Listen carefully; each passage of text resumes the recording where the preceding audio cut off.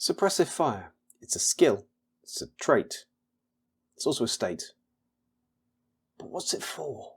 Let's talk about it.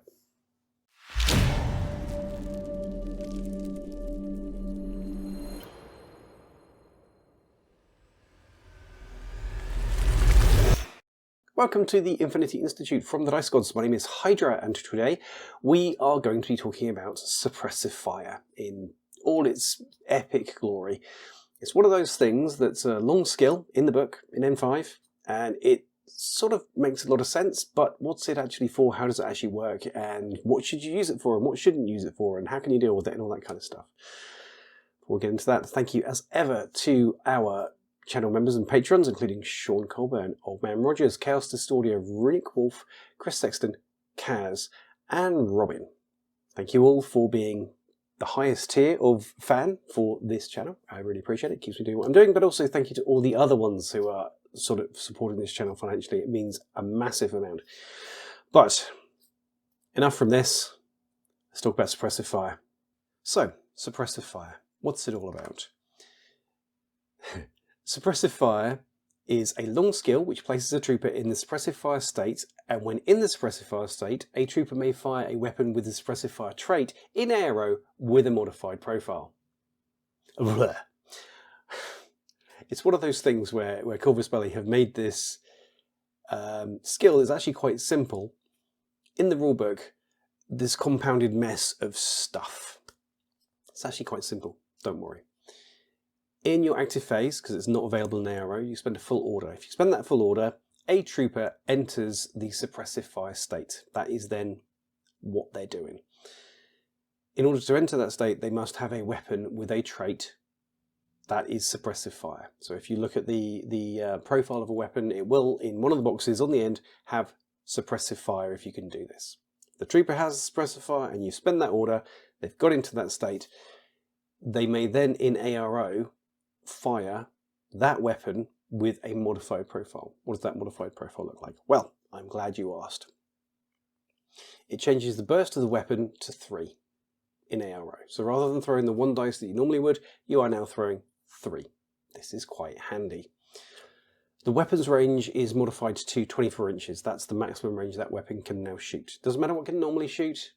Using a heavy machine gun, for example, that's good all the way across the board, not in Suppressive Fire mode. In Suppressive Fire mode, 24 inches is all you've got.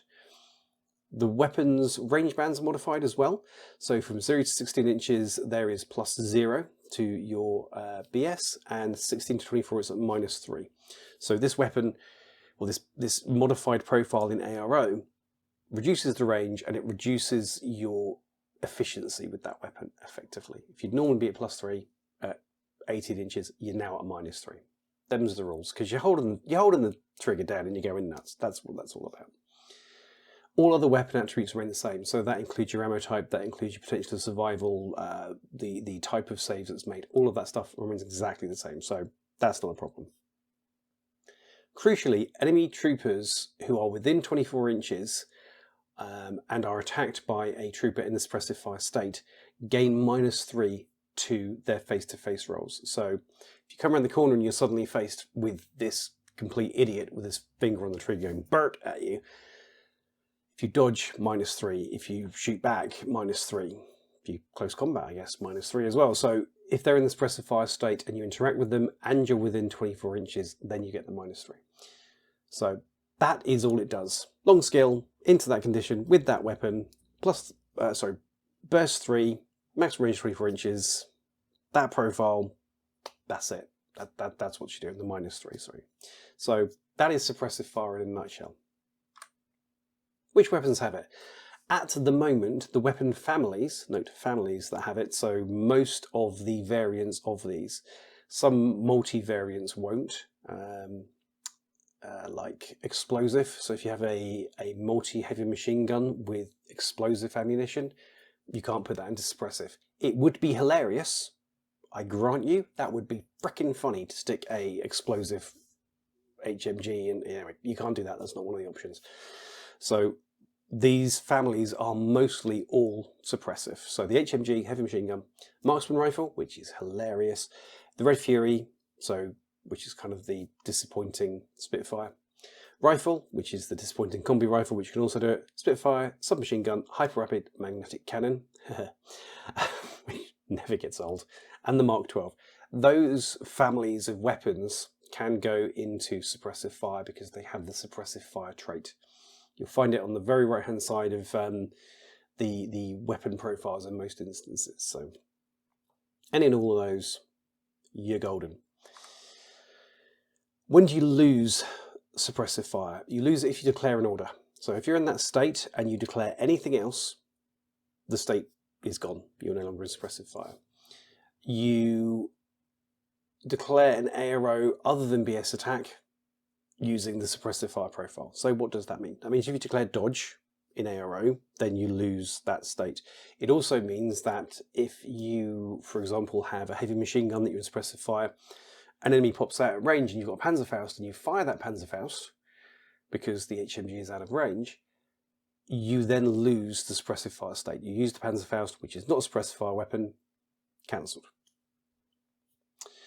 You use a weapon without the suppressive fire trait. There you go, even more so.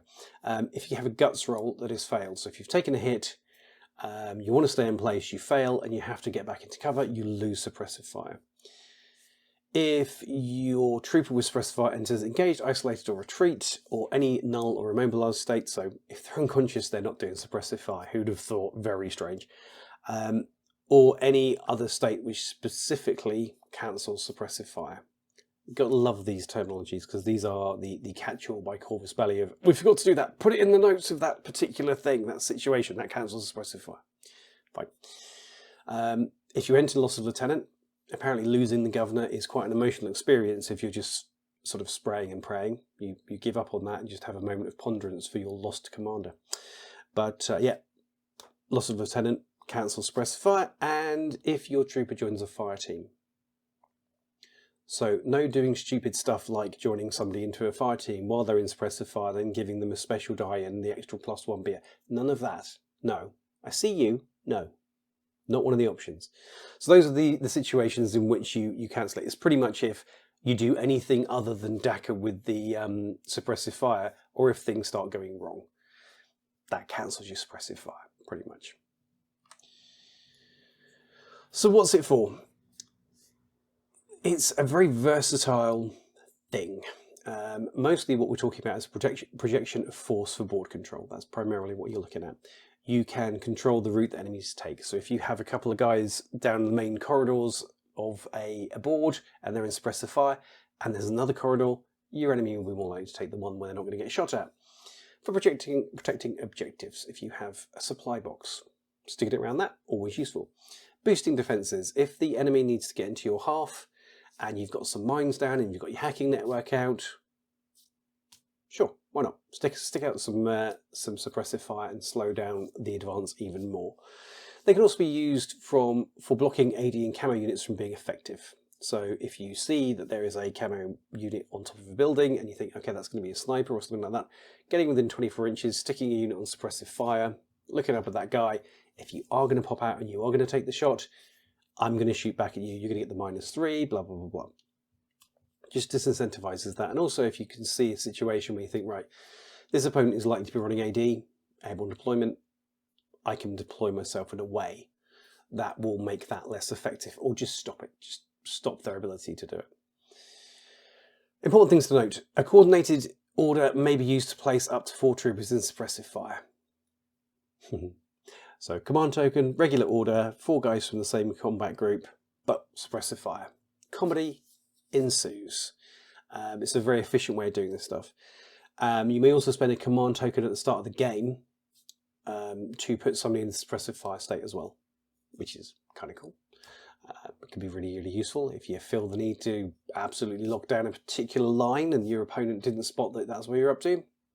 It can be a thing you can do. So that's primarily what you can do with suppressive fire. We're now going to dive into suppressive fire tactics in a little bit more of a deep dive. That's for the members, so YouTube, see you in a minute. And there we have it. That is your introductory guide to suppressive fire for Infinity N5. If you have any questions, do put them in the comments below and let us know your thoughts on this series and what else you'd like to know. And as ever, do please like, share, subscribe, put the word out there to the community, because everyone needs to know how to do this. It's not just for you. But thank you as ever so much for watching. I hope you enjoyed it. If you do have questions, say stick them below, but we will see you all again soon. Thanks for watching, and goodbye.